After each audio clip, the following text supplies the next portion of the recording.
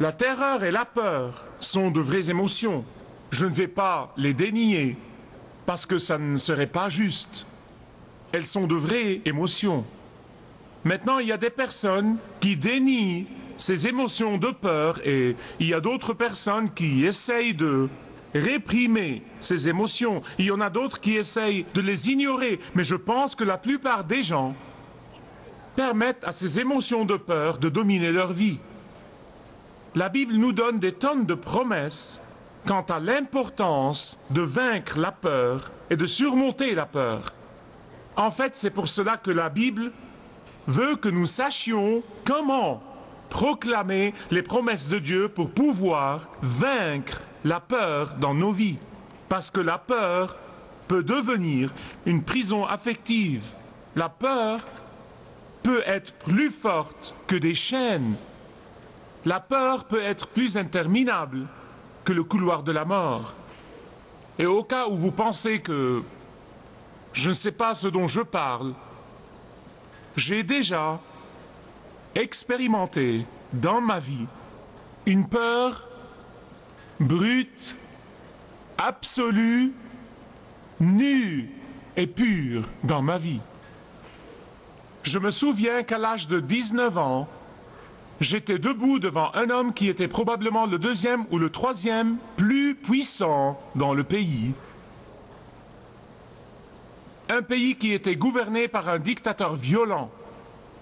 Je savais que cet homme avait tué des centaines de gens rien que par un mouvement de sa main. Il m'a regardé dans les yeux et a dit « Dans quelques minutes, tu seras mort ». Quand il a dit ça, je savais qu'il ne blaguait pas. Et je me tenais là, tremblant comme une feuille sur un arbre, dans une violente tempête, en chantant « Plus près de toi, mon Dieu ». Durant ces minutes, comme je proclamais les promesses de Dieu, Dieu n'a pas seulement pourvu une solution surnaturelle, mais une bénédiction au milieu de cette terreur. Et à ce très jeune âge, le Seigneur m'a appris à partir de sa parole un certain nombre de choses au sujet de la peur. Écoutez bien. La peur vient du diable.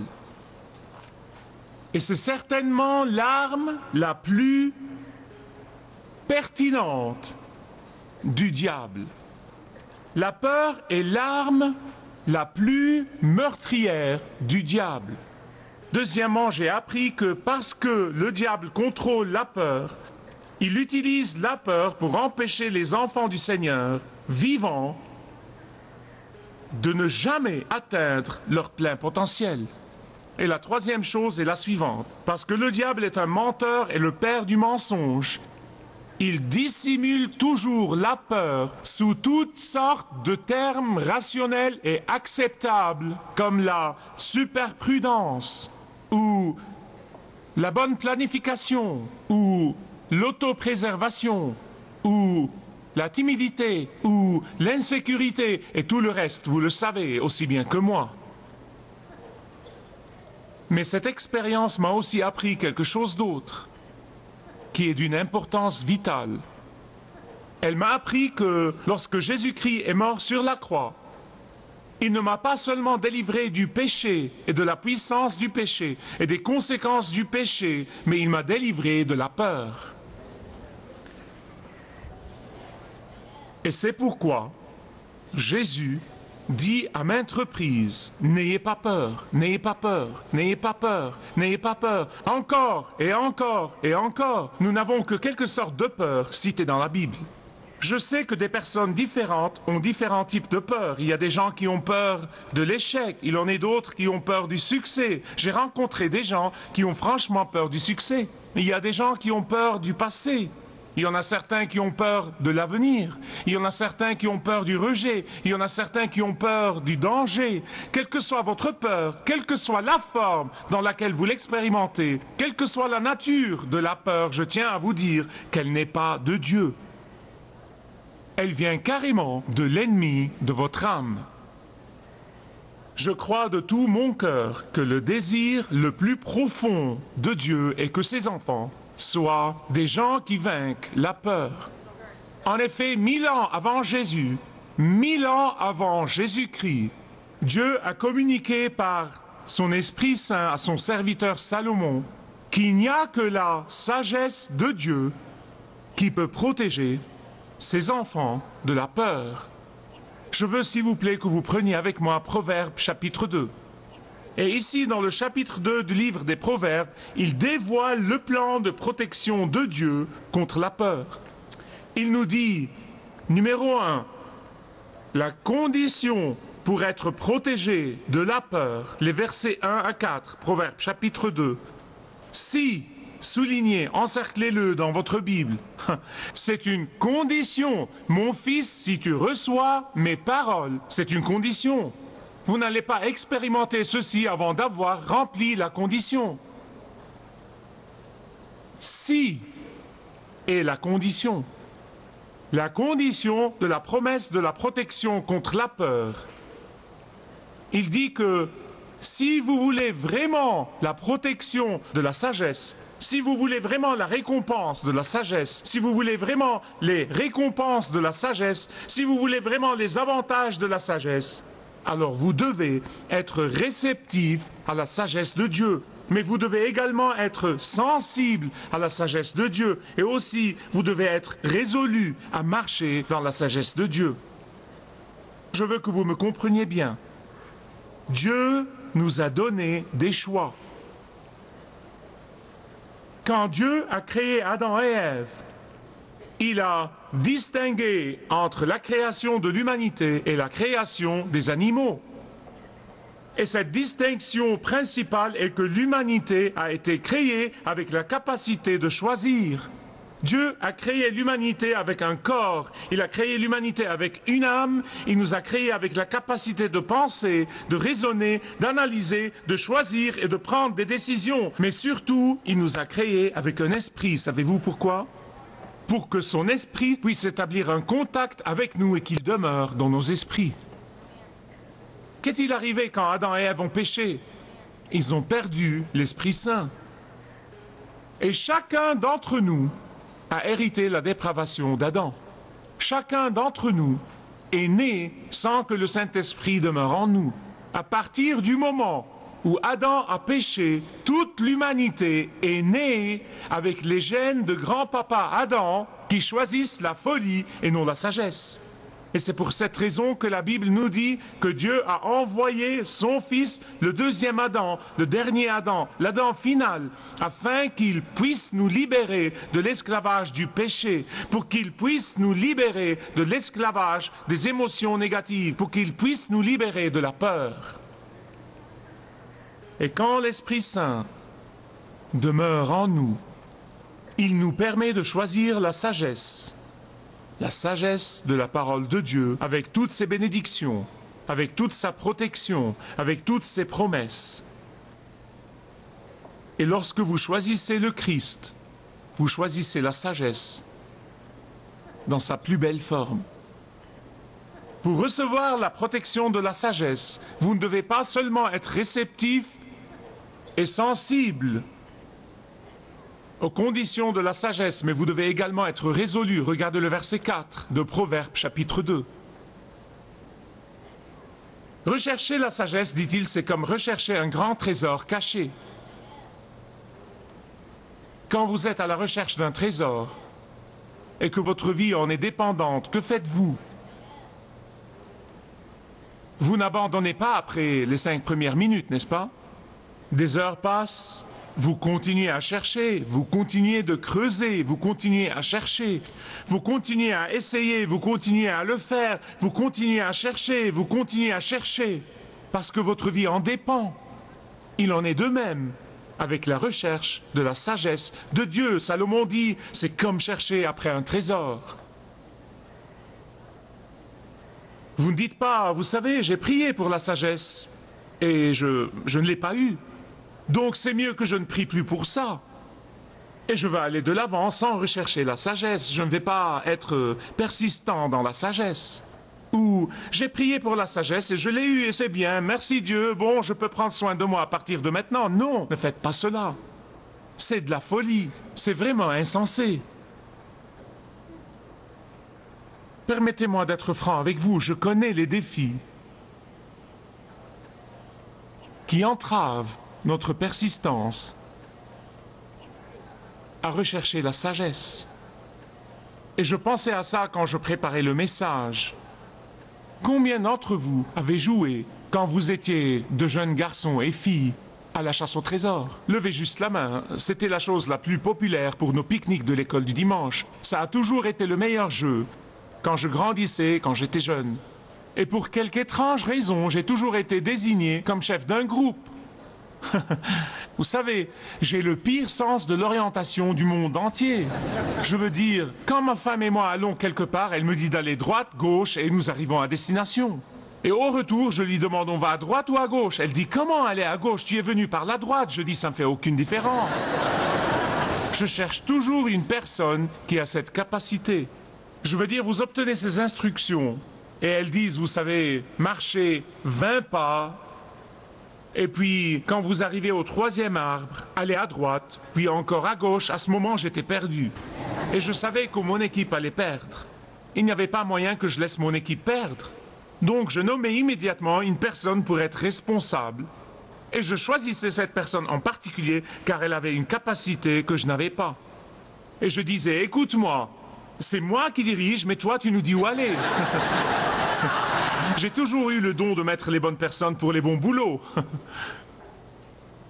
Mais c'est la même chose avec la sagesse. La vraie sagesse de Dieu vient de sa parole. Et vous devez être résolu à exploiter la parole de Dieu et à creuser la parole de Dieu et à découvrir la parole de Dieu pour découvrir la vérité et les trésors de la parole de Dieu. Pourquoi? Parce que chaque fois que vous exploiterez la parole de Dieu, vous découvrirez des trésors. Et plus vous exploitez, plus vous découvrirez des trésors, car c'est la sagesse que vous allez trouver. Et c'est pourquoi ceux qui ne passent pas vraiment du temps avec diligence à la recherche du trésor, de la sagesse, de la parole de Dieu, ceux qui lisent sans comprendre, ceux qui mémorisent même sans rien appliquer dans leur vie, ils ratent en fait les trésors qui proviennent uniquement de la sagesse de la parole de Dieu. La condition de la protection de la sagesse n'est pas seulement que vous soyez réceptif à sa demande, non seulement que vous soyez sensible à son instruction, mais vous devez être résolu. Il faut être passionné et consistant dans la découverte de sa valeur. La protection de la sagesse a des conditions, mais en second lieu, la Bible dit que la protection de la sagesse a des conséquences. Regardez les versets 5 jusqu'au verset 22.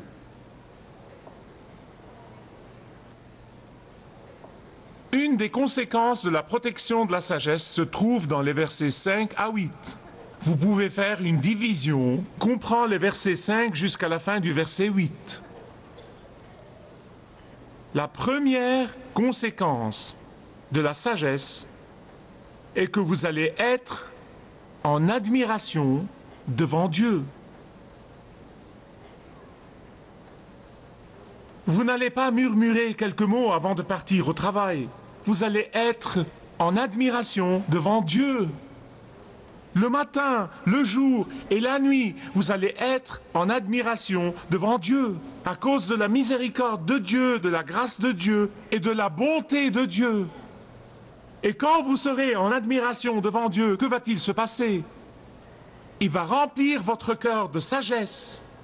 Et quand il remplit votre cœur avec la sagesse, à chaque fois que vous allez ouvrir votre bouche, vous allez parler avec sagesse. Vous allez prononcer des paroles de bénédiction. Vous allez édifier les gens.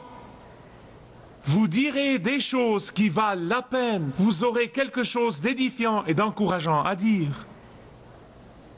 Je n'ai pas pu m'empêcher de remarquer comment des personnes dans le monde séculier voient la sagesse dans la gestion. Un magazine annonçait ce qui suit.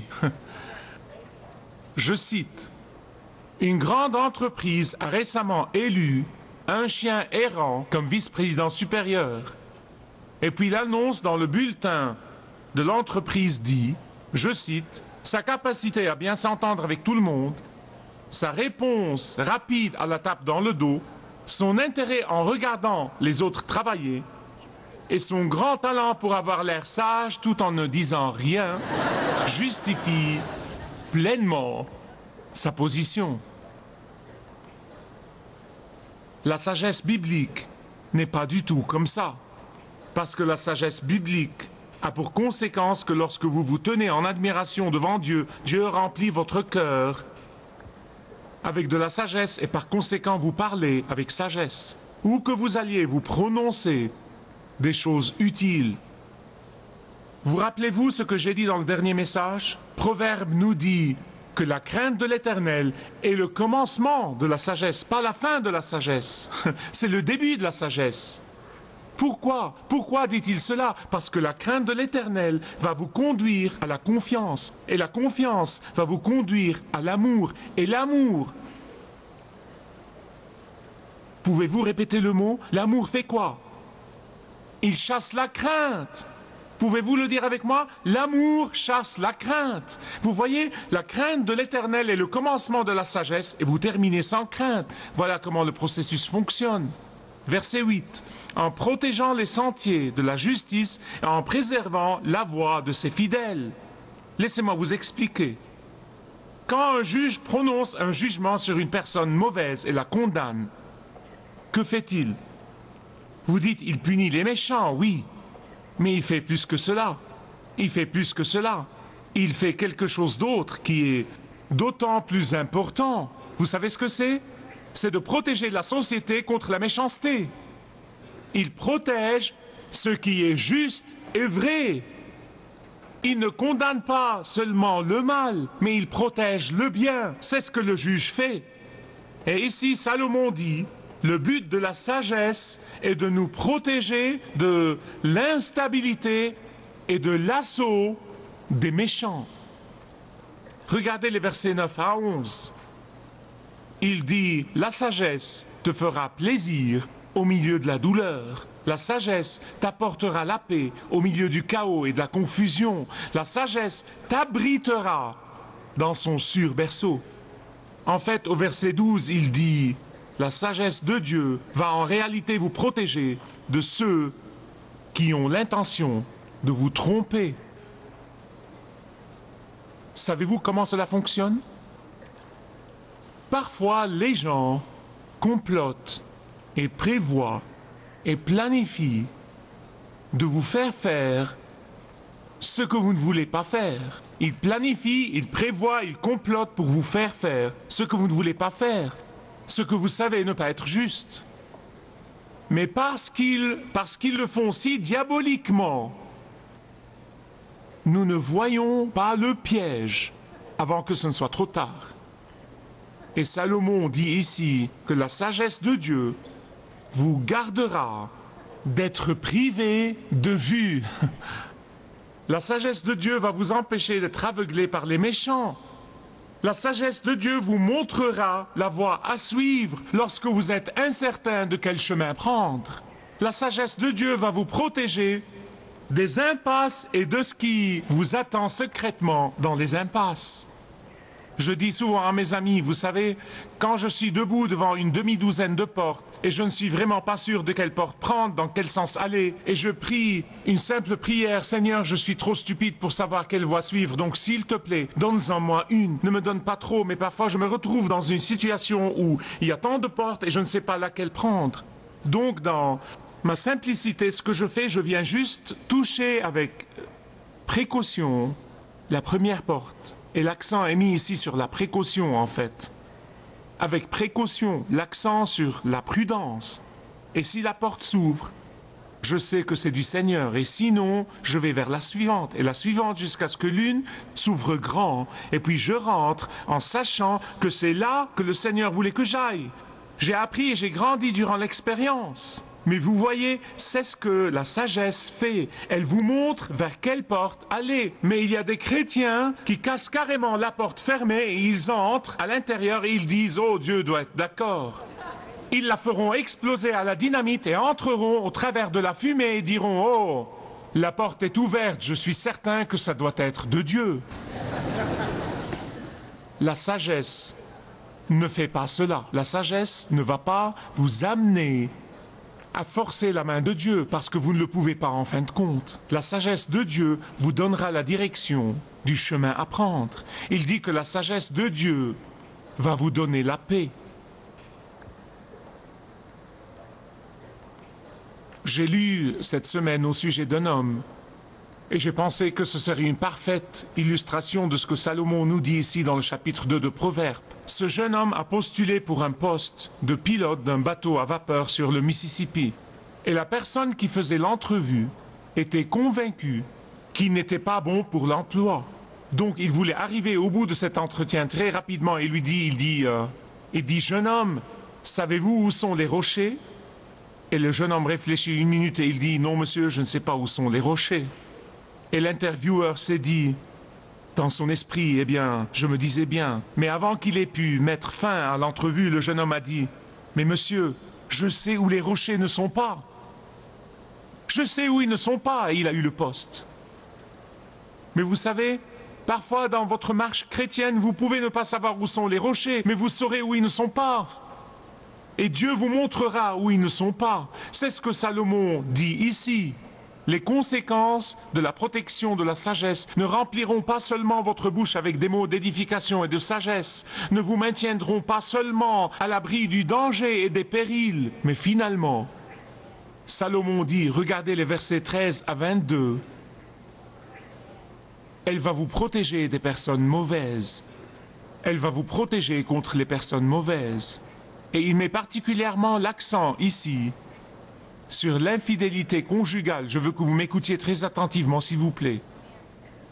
Il y a des forces dans le monde d'aujourd'hui qui travaillent sans arrêt pour détruire l'alliance du mariage entre le mari et la femme.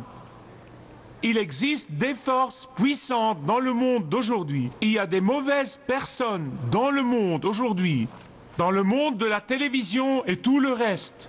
Ces gens méchants essayent de prendre à la légère l'alliance de mariage avec Dieu. D'ailleurs, l'apôtre Paul essayait de la décrire et il disait que c'est la relation entre Jésus et les croyants. Est-ce que vous aimeriez, quand vous avez fait quelque chose de mal, que Dieu vous dise « Je ne suis plus heureux avec toi, je te laisse tomber ».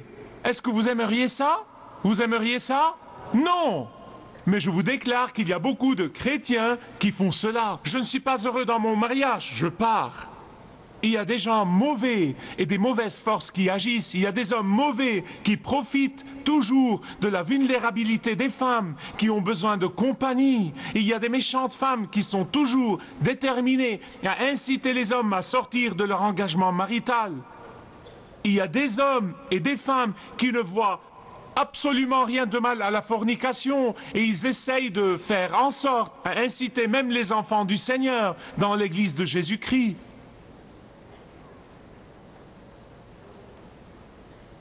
Et ils essayent de nous poser ce piège. Comprenez-moi, s'il vous plaît. Toutes ces intentions mauvaises et méchantes peuvent être refoulées. Elles peuvent être éliminées lorsque vous marchez dans la sagesse. Elles peuvent être refoulées quand la sagesse est votre protection. Quand les méchants réussissent à tromper l'enfant de Dieu en le faisant entrer dans leur piège, il ou elle ne peut espérer que la douleur et le chagrin et le désespoir. Mais lorsque vous êtes sous l'influence de la sagesse vous protégera contre les conséquences du mal. La sagesse va vous protéger de la douleur, de la trahison, de la douleur des MST, de la douleur du sida, de la souffrance, des blessures, de la colère et du rejet. La sagesse vous épargnera toutes les expériences douloureuses si vous êtes dans le berceau de la sagesse de la parole de Dieu. Si vous désirez connaître Dieu d'une manière personnelle, demandez le livret « Retrouvez la joie que vous avez toujours désirée » et vous pourrez découvrir l'amour de Dieu pour vous et apprendre comment expérimenter son pardon.